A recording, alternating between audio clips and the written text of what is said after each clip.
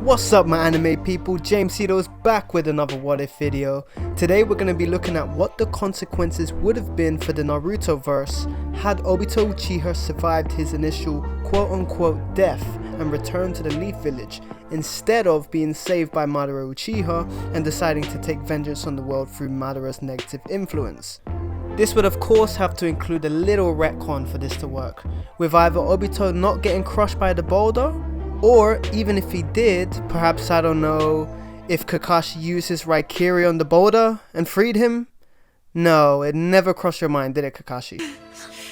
No! No!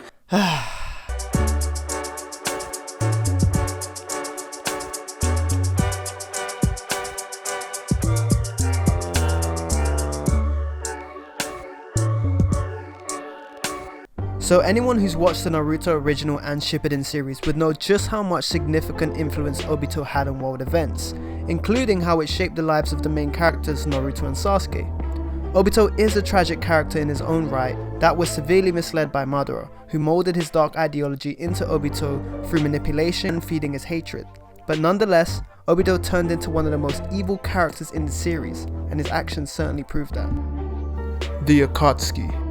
We were first introduced to Pain's aka Nagato's Akatsuki, which consisted of S-rank criminals with the task of finding and capturing the nine-tailed beast / Jinchurikis, for the purpose of reviving the Ten Tails and activating the infinite Tsukiyomi. Although, the organization's true purpose was only known to Obito and Zetsu, as Pain aka Nagato believed having the power of the tailed beast was the only way to achieve world peace, by keeping the great nations under control by using this power as a deterrent.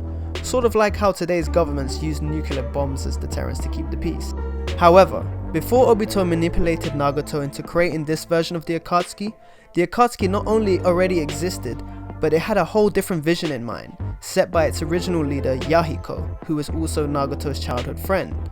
And this was to bring peace to their home village, the Rain Village, which often found itself being the battleground for many of the greater nation's conflicts, leaving the small nation impoverished and orphaning many children in the process. This original Akatsuki inspired many Rain Ninja to their cause through Yahiko's natural leadership and Nagato's Rinnegan. However, the Rain Village leader Hanzo became aware of the Akatsuki and perceived them as a threat, and therefore set up a meeting with them under false pretenses of cooperation, where he eventually forced Yahiko to commit suicide in order to save Conan's life, sending Nagato into a spiral of despair, killing pretty much everyone but Hanzo, and forever scarring his outlook on the world. In the anime, Obito and Zetsu are shown stopping the original Akatsuki members from helping Nagato, and proceed to eliminate the remaining core members of the original group. The consequences of this event provided the perfect opportunity for Obito to take advantage of Nagato's despair, and allowed him to indirectly use Nagato's powers for his own goals by manipulating him from behind the scenes. However, had Obito survived his quote-unquote death, he would have been absent from this situation, meaning that he would have not have changed the Akatsuki for the worse, and the remnants of the Akatsuki either may have perhaps convinced Nagato to continue its original goal for peace in the Rain Village, or they would have perished entirely in a civil war with Hanzo and his ninja. Either way, the Jinchuriki would have not been targeted and hunted down. No Nine-Tails attack on the Leaf Village. As we know, Obito was revealed to be the masked man behind the Nine-Tails attack on the Leaf Village, by using his Sharingan to control the Nine-Tailed Beast. This action triggered the major events that shaped Naruto's life, including the Nine-Tails being sealed within Naruto and the sacrifice of his parents' lives, Kushina and Minato, who was also the fourth Hokage. Had Obito not attacked the village, Naruto would have had a very different life, growing up without prejudice and hate from the villagers for being the Nine-Tails Jinchuriki, and in fact, being the son of the fourth Hokage would have probably brought praise and nice treatment from the village.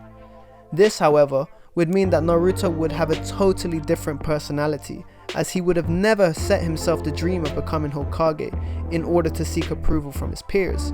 He may have had a personality very similar to Boruto's or Konohamaru's early in the series. Also, he may have potentially been a target for other villagers to kidnap or kill, as being the son of Minato would have been common knowledge and would have put Naruto on the radar of Minato's enemies. He may still have been a somewhat capable ninja, as he is still an Uzumaki after all, and Minato may have trained him, but he would be nowhere near as powerful as he is now, as he would lack the same motivation to get stronger. In addition, he would have not have had the power of the Nine Tails, which either saved his life many times, such as against Haku and Orochimaru, or helped him win his fights against strong opponents like Neji and Gaara. The Uchiha Rebellion. The Uchiha Rebellion / coup d'etat came about a few years after the Nine Tails attack on the Leaf Village. Ever since the attack, many of the higher-ups had suspected that an Uchiha was actually behind the attack, and they were technically correct, although Obito did not do it nor on the orders or on the behalf of the Uchiha clan. Nonetheless, this created a lot of animosity between the Uchiha clan and the Leaf Village, so much so that the Uchiha had enough of the stigma they were facing, as they had felt marginalized by the village ever since Madara Uchiha defected from the village many years ago, with the clan being pushed to the outskirts of the village over time and being under constant watch. However, not all the Uchiha members felt the same way, namely Itachi and Shisui Uchiha, who did their best to prevent the rebellion from taking place. However, thanks to Danzo, Shisui's efforts were in vain, and it fell to Itachi to stop the rebellion once and for all on behalf of the Leaf Village by massacring all the members of the Uchiha clan with the help of Obito. This massacre included Itachi killing his own family members, as the leader of the rebellion was none other than his own father, Fugaku Uchiha. The only survivor of the Uchiha massacre was Itachi's younger brother, Sasuke Uchiha, who he spared on purpose. This event was pivotal in shaping the course of Sasuke's life, and forever scarred him into seeking revenge against Itachi, as he never knew the true origins as to why this took place, and neither did anyone else except for Itachi, Obito, Danzo, the third Hokage, and his advisors. So, had Obito never attacked the Leaf Village in the first place, it's likely that the tensions between the Uchiha clan and the Leaf Village would have not reached a boiling point. And eventually, had Obito or Itachi become Hokage, this would have been a huge step into renewing relations between the Leaf and the Uchiha. Also, Sasuke would have been a much happier person, as he would still have his family, but as a consequence, he may not have been as powerful as he is now, because he gained the majority of his power due to the hatred he took upon himself to avenge the Uchiha clan. The potential to unlock his Mangekyo still would have been possible, but he may have not gained his power so quickly, and certainly would have not gained his Rinnegan, as the events that originally unfolded would have not taken place. The Village of the Bloody Mist.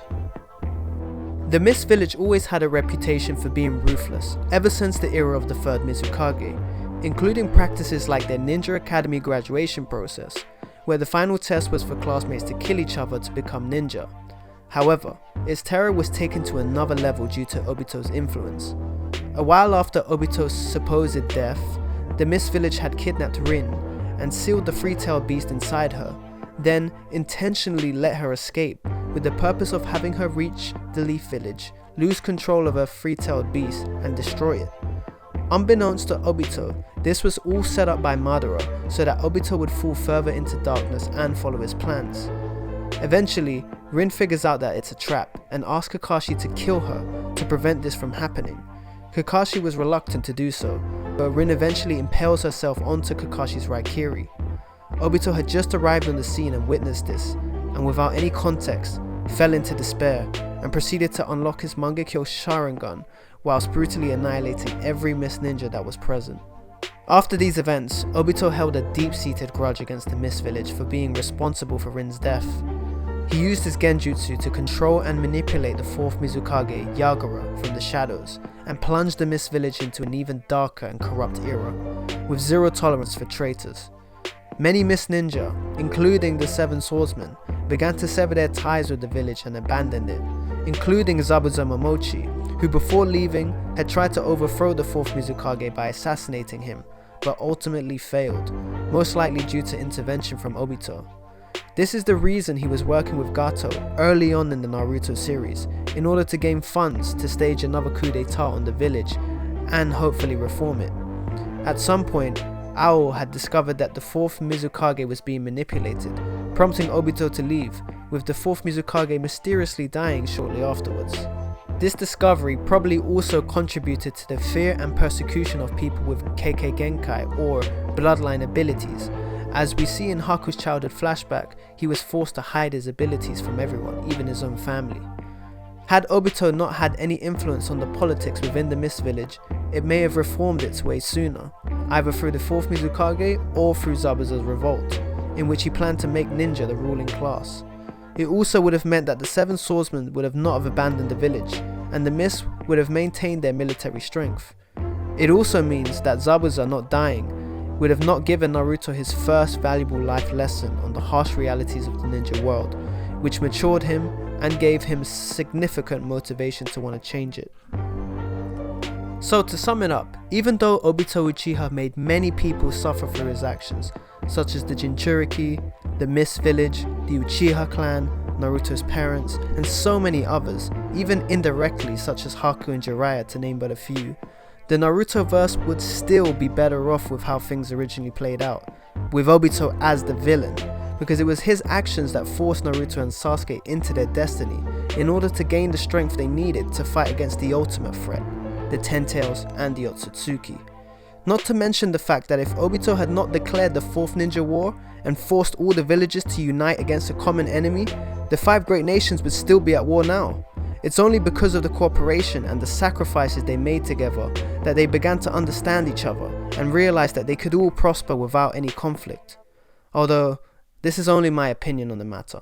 Thank you for listening. Feel free to leave your own opinions on the comment section below, as well as mentioning some other major or minor consequences I may have missed out on. Please leave a like and subscribe, and stay tuned for your anime theory fix right here.